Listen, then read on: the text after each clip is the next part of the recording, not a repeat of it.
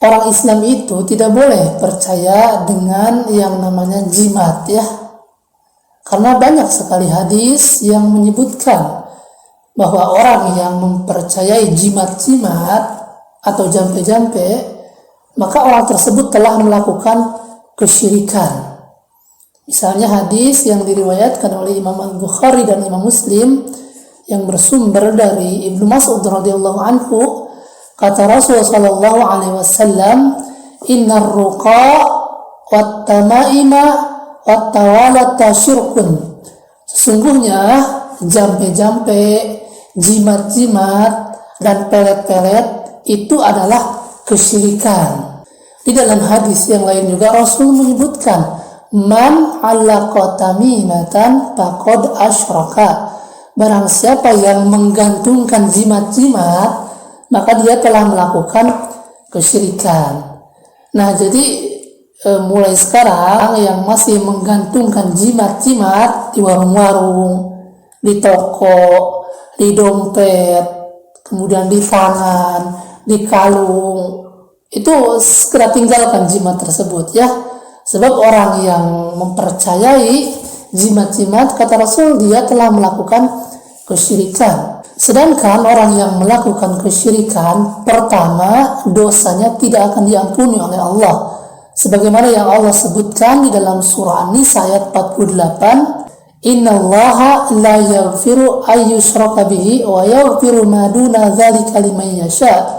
Sesungguhnya Allah tidak akan mengampuni dosa syirik, dan Allah akan mengampuni dosa selain syirik bagi orang-orang yang dikehendakinya. Kemudian yang kedua, orang yang melakukan kesyirikan itu amal-amal dia akan dihapus.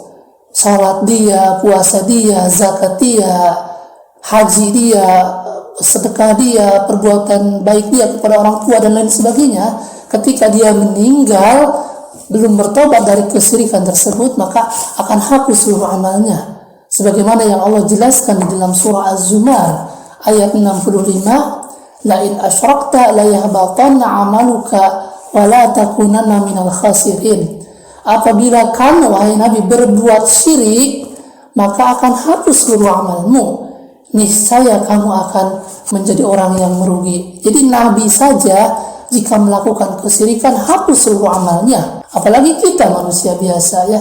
Nah, oleh sebab itu kami ingatkan kepada kaum muslimin agar meninggalkan dengan yang namanya jimat ya. Karena di zaman sekarang juga ternyata masih banyak orang yang mempercayai jimat-jimat. Orang yang sedang hamil kadang memakai jimat itu karena anaknya takut kenapa-kenapa katanya, takut celaka. Karena kalau tidak memakai jimat tidak akan ada yang menjaga katanya. Kemudian ada bayi juga yang baru lahir, itu dipakai jimat, tangannya, kakinya, di bawah bantalnya, dicampur jimatnya dengan bawang, dengan gunting, dengan lain sebagainya ya. Kemudian orang yang berdagang, itu sebagian masih ada yang menggunakan jimat ya, di tokonya, di warungnya. Kemudian sebagian orang juga masih menyimpan jimat-jimat di dompetnya untuk penjagaan dirinya, dan lain sebagainya ya. Nah, kalau kita melihat hadis-hadis Nabi, ngeri sekali ya, orang yang menggantungkan hatinya pada jimat, itu dia telah melakukan kesyirikan. Dan masih banyak hadis-hadis yang lain yang menyebutkan tentang bahayanya memakai jimat-jimat ya.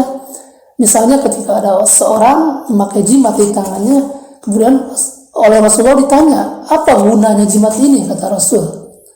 Maka kata orang tersebut, "Ini untuk menyembuhkan luka saya." Kata Rasul, "Sesungguhnya kalung itu akan membuat tambah sakit. Seandainya kamu meninggal kemudian jimat ini tidak dicopot, maka niscaya kamu akan merugi selamanya," kata Rasul. Kemudian yang sering jadi pertanyaan, jika jimat tersebut menggunakan ayat-ayat suci Al-Quran seperti ayat kursi dan lain sebagainya, apakah itu masih termasuk syirik juga? Maka kalau kita lihat pendapat ulama, maka ini menjadi ada khilaf, ada perbedaan. Sebagian ulama seperti Al-Hafidh Imam Ibnu Hajar Al-Asqalani di dalam Fathul Bari, atau Imam At-Tabari di dalam Tafsir At-Tabari, mereka mengatakan jika jimatnya dari Al-Quran maka dibolehkan. Tetapi ulama yang lain mengatakan mau jimat itu dari Al-Quran, mau jimat itu dari raja-raja, mau jimat itu dari jambe-jambe, tetap saja jimat itu termasuk ke dalam kesyirikan. Nah, kami sendiri memilih pendapat yang kedua yang mengatakan bahwa jimat itu mau dari Al-Quran atau bukan tetap saja syirik, karena alasannya banyak ya. Pertama, disebutkan di dalam hadis yang lain, ketika orang menggantungkan hatinya pada jimat, maka Allah tidak akan menyelesaikan urusannya. Man alaqa tamimatan fala atamallahu lahu.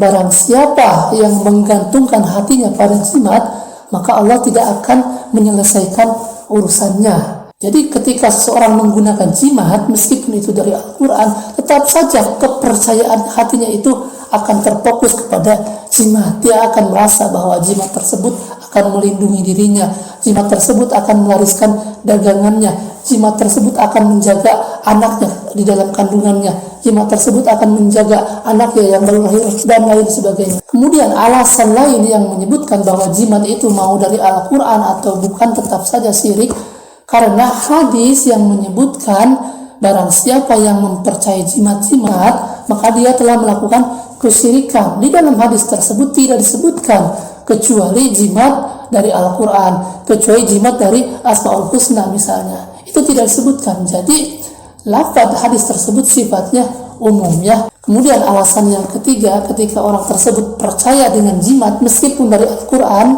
maka itu akan membuka pintu-pintu kesyirikan. Tetapi ketika orang tersebut tidak percaya dengan jimat, baik dari Al-Quran jimatnya atau bukan, maka dia telah menutup pintu-pintu kesyirikan. Artinya dia tidak akan terjerumus ke dalam kesyirikan tersebut ya. Kemudian yang keempat, ketika orang tersebut memakai jimat-jimat, maka ketika dia masuk ke dalam WC atau ke dalam toilet, maka jimat tersebut akan dibawa oleh dia. Sedangkan orang yang membawa lafaz-lafaz mulia ke dalam toilet atau ke dalam WC, maka itu haram hukumnya ya. Rasul saja dulu ketika mengenakan cincin yang ada tulisan Muhammadur Rasulullah, beliau buka cincinnya ya. Sebagaimana diterangkan di dalam hadis, sesungguhnya Rasulullah menggunakan cincin yang bertuliskan Muhammadur Rasulullah. Idza dakhala al-khala'a wada'ahu. Ketika beliau masuk ke dalam WC, maka beliau tinggalkan atau buka cincinnya ya. Nah, jadi ini alasan-alasan para ulama yang menyebutkan bahwa meskipun jimat itu dari Al-Quran, tetap saja haram ya, karena akan membuka pintu kesyirikan. Kemudian orang tersebut akan menggantungkan hatinya pada jimat. Kemudian hadis tersebut sifatnya umum, tidak ada pengecualian.